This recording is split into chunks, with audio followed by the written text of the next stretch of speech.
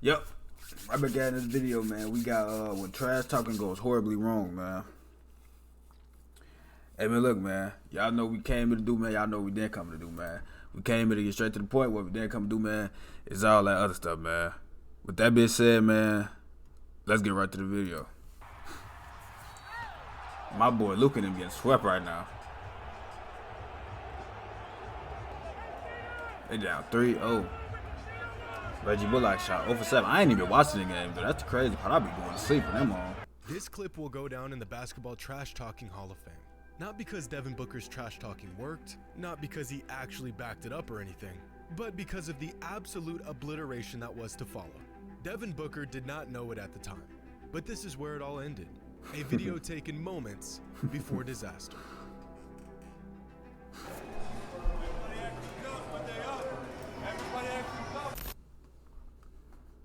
I hope he got that. I hope he got the same energy this series because they down 3-0. Community where you can explore thousands of self, and sure enough, my entire life. I didn't bet me just moments before witnessing. This is the. Hopefully he got that same energy this series. This is the text my brother sent me just moments before witnessing the biggest playoff basketball monstrosity I've ever seen in my entire life. I didn't believe him, so I had to tune into the game myself. And sure enough, there it was. Oh boy. In what world is this even possible? A record-breaking 64-win Suns team, fully healthy, is getting dog-walked in a Game 7 with their season on the line. They getting beat by one player and a whole bunch of role players. I wasn't able to watch the first half, so I'm assuming those measly 27 points had to have come from Chris Paul and Devin Booker. I mean, there's no way they just didn't score. Huh. So, after all that trash talking, all that hooping and hollering, after going up 2-0 in the series, this was the best the Suns had to offer? A couple weeks ago, I made a video about how the Nets, and specifically Kevin Durant, had one of the worst playoff meltdowns in recent history. But, we got a new contender. Of all the players in this year's playoffs, Chris Paul had possibly more to prove than anyone else. After a career of bad luck and, quite frankly, bad playoff performances, NBA fans were eager to see if he could lead his team to the NBA Finals again and redeem himself for their collapse last season against the Bucks. But at this point, we should have known better. Fool me once, shame on you. Fool me twice, shame on me. Lose an NBA record 7 consecutive Game 7s, and shame on everyone. Why am I even watching at this point? But it's one thing for Chris Paul to fall apart in a Game 7. For one reason or another, he's been doing it his entire career. Yeah, but that ain't that new. Suns roster, how does the 1 seed, the best regular season team in the NBA, fall apart this badly with their season on the line? In the first half of Game 7 against the Mavericks, the Suns' starting 5 combined for 15 points on 29 shots. Luka Doncic, by himself, had 27 points on 12 shots. Chris Paul and Devin Booker combined for a whopping 3 points in the first half.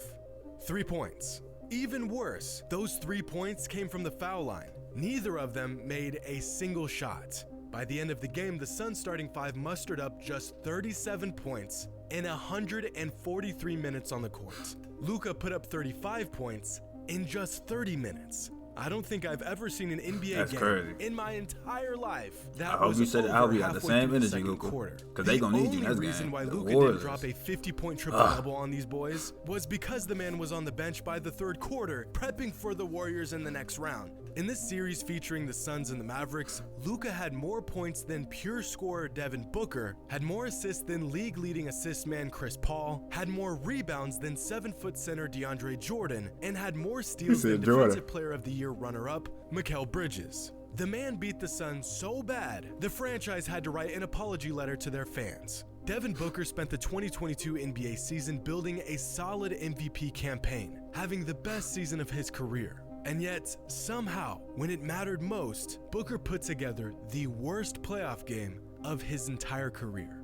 The man didn't even put up a fight. It's like there's no fire in him. He's not rising up in these big games. And this big game mentality is what separates guys like Luka and Giannis from others. Sure, these guys are vastly more talented than their peers, and that definitely helps. But just as valuable as their skill set and physical tools is their will to win. Luka just had a 44 game last time.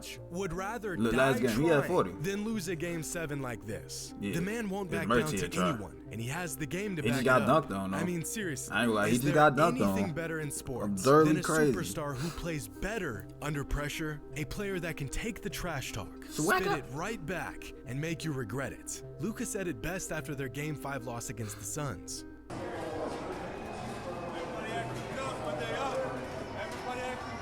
Do you know how confident you have to be to say this out loud after going down 2-3 in the playoffs? I ain't gonna lie, I feel like Luka gonna go for like, almost like a basketball. He finna go crazy in this game. I ain't gonna lie. I don't think they going tomorrow. What's the day? Something you're either born Tuesday? with I don't or think you they going aren't. tomorrow. Players like Luka, Giannis, Jimmy Butler, gonna John Morant are all cut from the same cloth as guys like Michael Jordan, Kobe Bryant, and Larry Bird. There is no end to what they will do to win.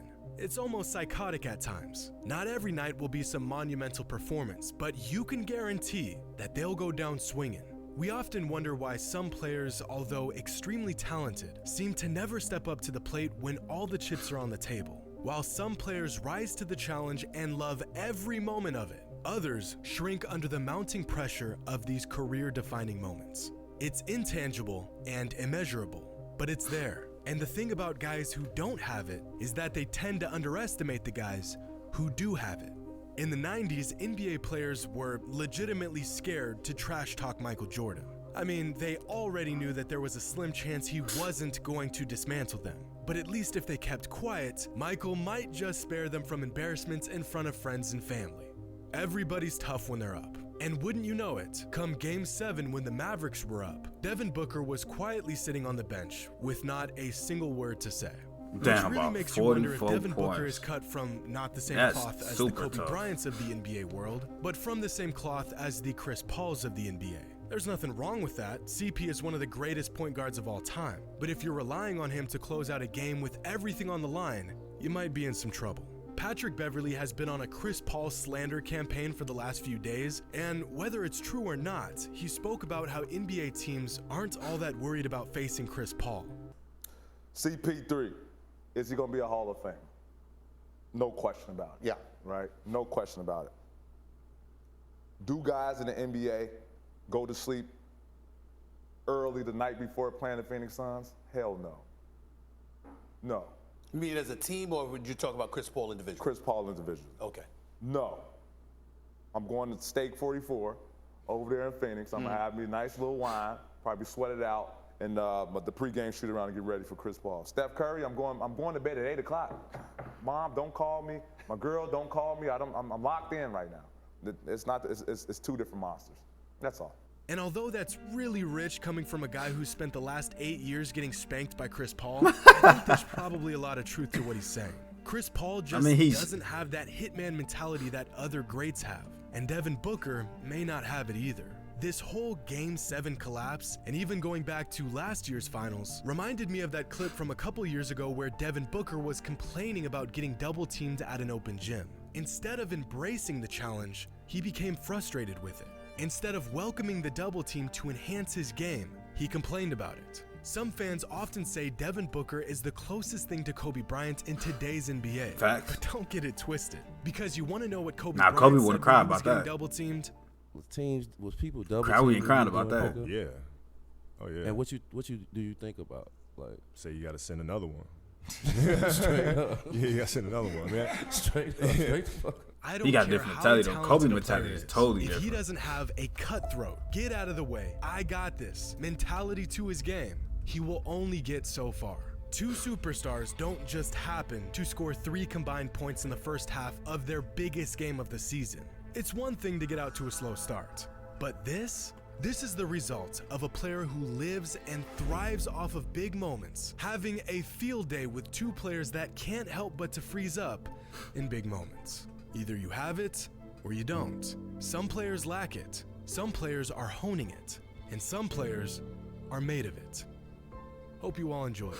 And as always, Hopefully Luka got that same energy, man, come tomorrow, because, man, they down 3-0. And like Luka say, man, they only tough when they up, man.